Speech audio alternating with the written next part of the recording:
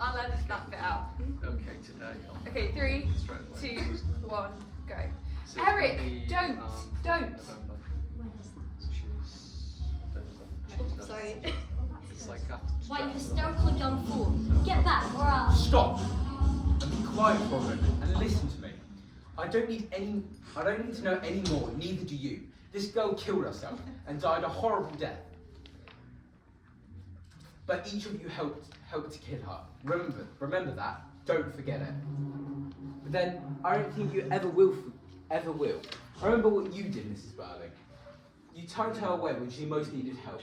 You refused her even the pitiful little bit of organised charity you had in your power to grant her. Remember what you did. My God, I'm not likely to forget. Just used her for an end of a stupid drunken evening, as if she were an animal, a thing, not a person. No, you won't forget.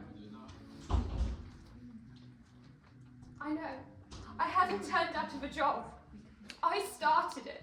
You helped, but you didn't start it. You started it. She wanted 25 shillings a week instead of 22 and 6 pence. You made her pay a heavy price for that, and now she'll make you pay a heavier price. Still. Look, Inspector, I'd give thousands. Yes, thousands. You're offering money at the wrong time, Mr. Burling. No, I don't think any of you will forget. Nor that young man Croft there. Though he at least had some affection for her and made her happy for a time. Well, Eva Smith's gone. You can't do any more harm, and you can't do any more good either. You can't even say, "I'm sorry, Eva Smith." That's the worst of it. But just remember this. One Eva Smith has gone, but there are millions and millions of Eva Smiths and John Smiths still left with us, with their lives and their hopes and fears, their suffering and chance of happiness, all intertwined with our lives and what we think and say and do.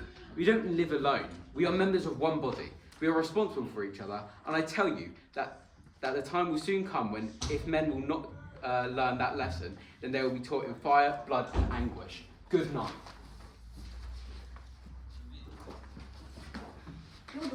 You're the one I blame for this. I'll bet I am. Yes, and you don't realise yet all you've done.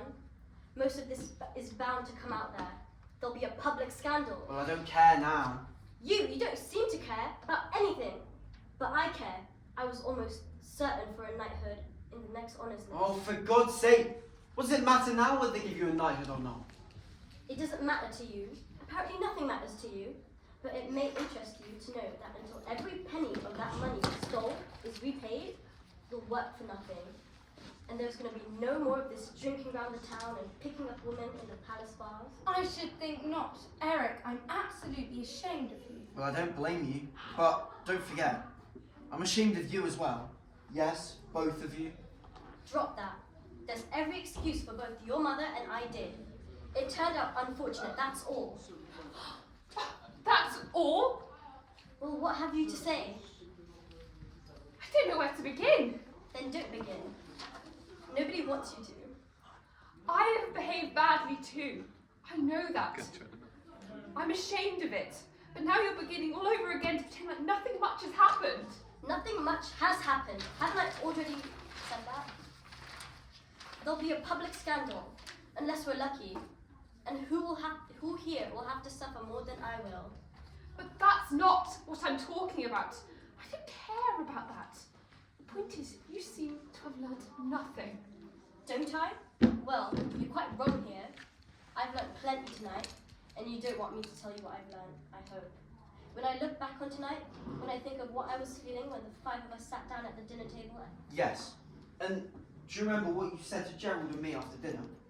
When you told us that, when you were so pleased, feeling so pleased with yourself, you told us that a man has to make his own way, look after himself and mind his own business, and that we were to take notice of these cranks who tell us that everybody has to look out for everybody else, as if we were all mixed up together. Do you remember? Yes. And then one of those cranks walked in, the inspector. I didn't notice you telling this every man for himself. Is that when the inspector came in? Just after what Father had said? Yes. What of it? Now what's the matter, Sheila? It's queer. Very queer. I know what you're going to say because I've been wondering the same thing myself. It doesn't matter much now, of course. But was he really a police inspector? Well, if he wasn't, it matters of the devil a lot. Makes all the difference.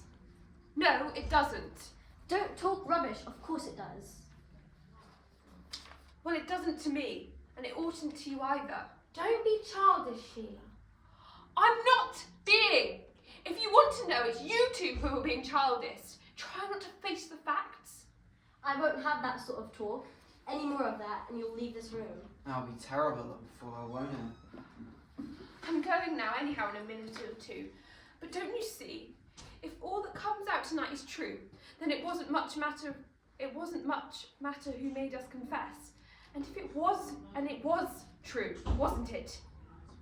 You turned a girl out of her job, and I turned her out of her another. Gerald kept her at a time when he was supposed to be too busy to see me. Eric, well, we know what Eric did. A mother hardened her heart and gave her a final push that finished her. That's what's important. Not whether a man is a police inspector or not. He was our police inspector, all right. That's what I mean, Eric. And if it isn't any comfort to you, and it wasn't to me, I have an idea. And I had it all night along vaguely. There was something curious about him. He never seemed like an ordinary inspector. You're right, I felt it too, didn't you? Well, I must say his manner was quite extraordinary. So rude and assertive. Then look at the way he talked to me, telling me to shut up and so on. He must have known I was an ex-Lord Mayor and a magistrate, and so forth. Besides, the way he talked, you remember. I mean, they don't talk like that. I've had dealings with dozens of them. All right, it doesn't make any real difference, you know. Well, of course it does. No, Sheila's right, it doesn't. That's comic, that is, coming from you. You're the one it makes the most difference to. You've confessed to theft. And now he knows all about it. And he can bring it out at the inquest. And then, if necessary, carry it out to court. He can't do anything to your mother, and Sheila, and me, except perhaps make us look a bit ashamed. Of course. Ashamed of ourselves in public. But as for you, he can ruin you. You know. We hardly ever told him anything he didn't know. Did you notice that? That's nothing. He had a bit of information left by that girl and made a few smart guesses. But the fact remains that if we hadn't talked so much, we would have little to go on. And really, when I come to think of it, why you all had to go letting everyone come out like that beats me. It's all right talking like that now, but he made us confess. He certainly didn't make me confess. As you call it, I told him quite plainly that I thought I had done no more than my duty. Oh, Mother! The fact is, you allowed yourself to be bluffed. Yes, bluffed. Now, really, Arthur. No, not you, my dear. But these two. That fellow obviously didn't like us. He was prejudiced from the start. Probably a socialist or some sort of crank. He talked like one. And then, instead of standing up to him, you let him bluff you into talking about your private affairs. You ought to have stood up to him. Well, I didn't notice you standing up to him. No, because the time you admitted you'd been taking money, what chance I had after that? I was a fool not to have insisted upon seeing him alone. That wouldn't have worked. Of course it wouldn't. Really, from the way you children talk, you might be wanting to help him instead of us. Now just be quiet, so that your father can decide what we ought to do. Yes, well, we'll have to do something and get it to work quickly. Ding dong. What was it? What's this? I better go. No, What was it? no, Edna will go. I asked her to wait up to make us some tea. And then she... Just got a few observations for you.